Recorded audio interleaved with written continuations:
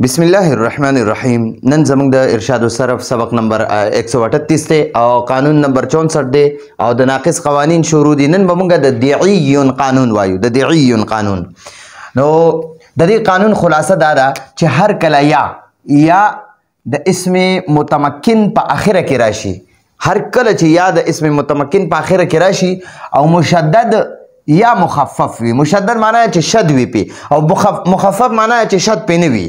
ٹھیک شو جی. که زبر وی پی که زیر وی که پیش وی که دو زبر وی که دو زیر وی که دو پیش وی که ساکن وی. ٹھیک شو. خو چې مشدد نه وي نو هغه چې شد پی وي هغه ته مشدد وي، چې شد پی نه وي هغه ته مخفف وي. ٹھیک شو جی. نو هر کله چې یا د اسم متمکن په اخر کې راشي او مشدد یا مخفف وي او د دې یا نه ما قبل یعنی مخکې حرف مضموم هم وي، یعنی ضمه وي پی پیش وي پی د دې یا مشدد یا مخفف نه مخکې چې کوم حرف وي په هغه باندې پیش وي پیش. نو د دې یا نه د ما قبل خجی نو د دې یا نه د ما قبل یو حرف ضمې نه کسره جوړول واجب دي. دا یو به لري کو خجی. نو د دې یا نه د ما قبل حرف ضمې نه کسره جوړول واجب دي. د دې یا نه ما قبل چې کوم ضمه وي کنه نو هغې نه به کسره جوړ کړي، زیره به چې کوم پیش وي د دې یا نه یا مشدد وي یا دا یا مخفف وي او د دې یا نه مخکې کوم حرف باندې پیش وي نو هغه پیش په زیر کې. ٹھیک شو. نو زیر کول واجب دي. لکه تبنیون په اصل کې تبنیون دا وګوره دینون باندې دلته زیر دی کنه، دا په اصل کې وګورئ دا پیش وو. ٹھیک شو. نو دا بیا دا یا مخفف ته او د دې نه مخکې حرف باندې پیش وو هغه موږ زیر کړی دی. وګورئ دلته دا یا مشدد مخفف ته او د دې یا نه مخکې حرف باندې دینون باندې پیش دی، دې ته وګورئ دا پیش دی. ٹھیک شو. نو دې پیش نه به زیر جوړ کړي. نو تبنیون نه به تبنیون شي. ٹھیک شو. دغه شان ګورئ دا دی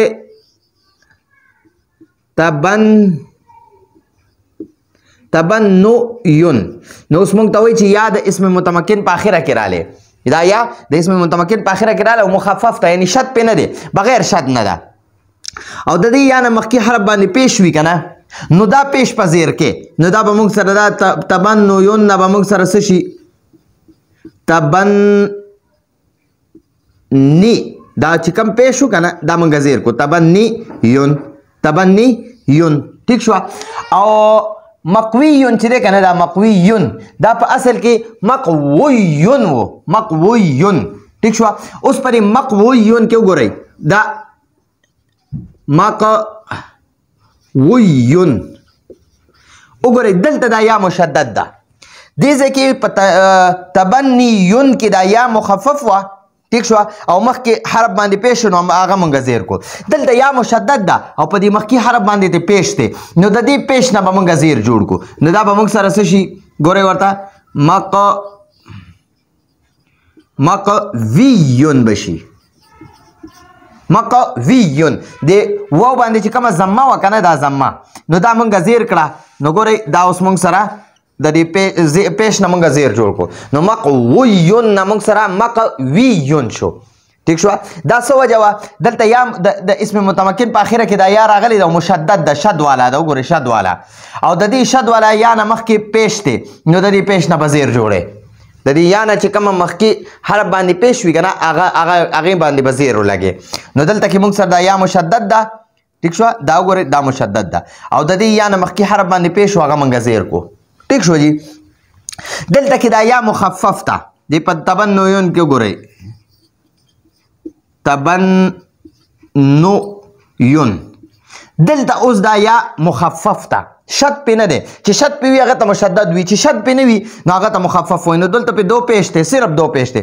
دلته پې شد دی او دو پیشونه دي او دلته پې شد نشته، صرف دو پیشونه دي. ٹھیک شو. نو ګورئ دلته دا یا مخفف ته او مخکې حرف باندې ته پیش دی نو دا پیش چې کوم دی دا پیش دا به زیر کې. نو دا به موږ سره د تبنیون نه به موږ سره تبنیون شي. تبنیون بشي. دا وګورئ جی آسان قانون دی. صحیح شو جی. دغه ختمه شو خبره.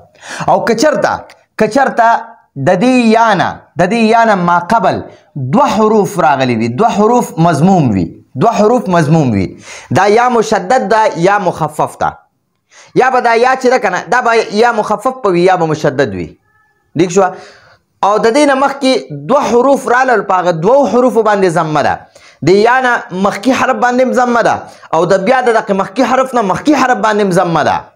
نو اوس درته د دغې خبره کوي. لکه وګورئ دعویون اوس وایي که چېرته د یا نه ما قبل مخکې معنا ده مخکې دوه حروف مضموم رالل، نو وګورئ لکه دعویون دلته دا یا مشدد ده، د اسم متوکل په اخره کې راله، خو د دې یا نه مخکې حرف باندې هم ضمه ده او د هغې بل د هغه مخکې حرف نه مخکې حرف باندې هم ضمه ده، هغه دا دال دی. ټیک شوه. لکه ګورئ دغه یادوي دعویون. اوس دا یا موږ سره مشدد ده، د دې یا نه د مخکې حرف باندې هم ضمه ده او د بل مخکې حرف باندې هم ضمه ده. د دې یا نه دا دوه حروف مخکې دي، دا یا د اسم په اخره کې راله، د دې یا نه یو حرف عین دی او بل حرف دال دی او دا دواړه حروفو باندې ضمه ده. نو د دې خبره کوي. نو او که چېرته د یا نه ما قبل دوه حروف مضموم وي لکه دعویون، نو د دې یا نه نو دې یا ته نږدې ضمې نه کسره جوړول واجب دي. د یا ته نږدې کم یو حرف دی په دعویون کې وګورئ، دا دعویون دی، دعویون. نو ګورئ اوس وایي چې د دې یا مشدد نه مخکې دوه حروف مضموم رالل که نه، یعنې عین باندې هم ضمه ده، د دال باندې هم ضمه ده. د دې یا نه مخکې دا دوه حروف دي، یو عین دی یو دال دی. نو د یا ته کم حرف نږدې دی؟ عین ورته نږدې دی. نو د دې عین د ضمې نه کسره جوړول واجب دي. نو دا به موږ سره څه شي؟ ګورئ دعویون نه به موږ سره د ضمې نه به موږ کسره جوړه کړو، داسې دعیون به شي. دعیون دا یو خبره خدا شوه. دې کې یو بله خبره هم ده. نو تا ته اوس وایي د دعویون نو د دې یا ته نږدې ضمې نه کسره جوړول واجب دي. نو دې یا ته نږدې چې دی که نه دا عین دی، د عین باندې کسره لګول دا واجب دي. لکه دعویون دعیون، ګوره دا عین یا ته نږدې دی، د یا مشدد ته د عین نږدې دی، نو دې د به کسره ورکړي. نو دا یا نږدې وه، د عین له موږ کسره ورکړه. ټیک شوه.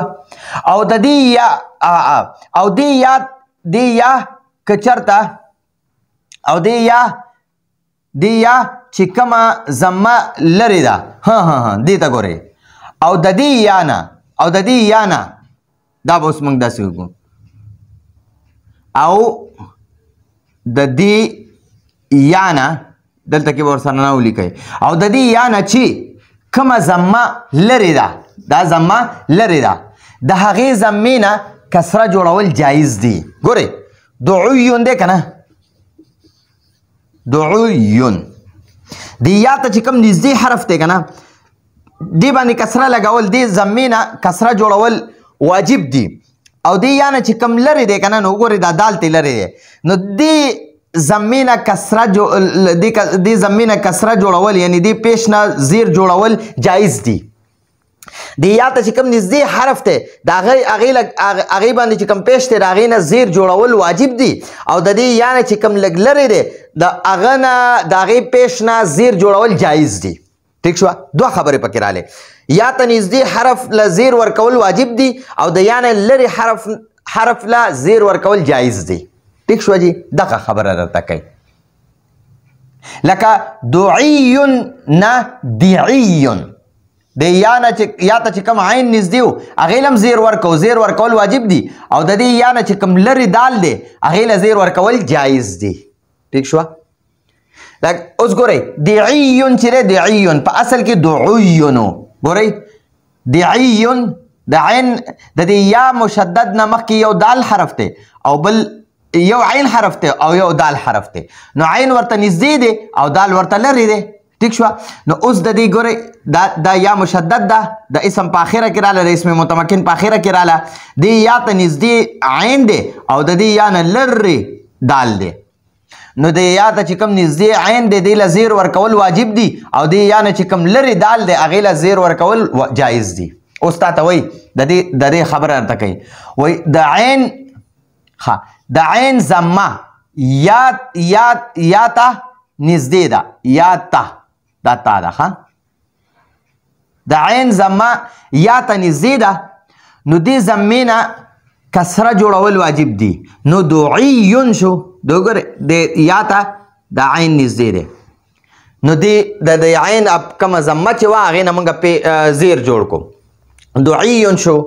بیا د دال ضمه ګورئ د دې دال ضمه د یا نه لرې وه نو د دې دال ضمې نه کسره جوړول جایز دي لکه دعیون وګورئ د یا ته د عین نږدې دی دې له زیر ورکول واجب دي او د یا نه دال لرې دی د له زیر ورکول جایز دي نو دعیون نه دعیون ویل واجب دي وګورئ تا دعیون ویل واجب دي او دعیون ویل جایز دي. ٹھیک شو په دې مثال کې ګورئ د یا نه چې کم مخکې عین او په هغه ضمه وه هغې له زیر ورکو. ٹھیک شو او په دې مثال کې د یا ته نږدې عین او هغې له زیر ورکو او د یا نه لرې دال او هغې له زیر ورکو. ٹھیک شو نو دعیون ویل واجب دي او دعیون ویل جایز دي.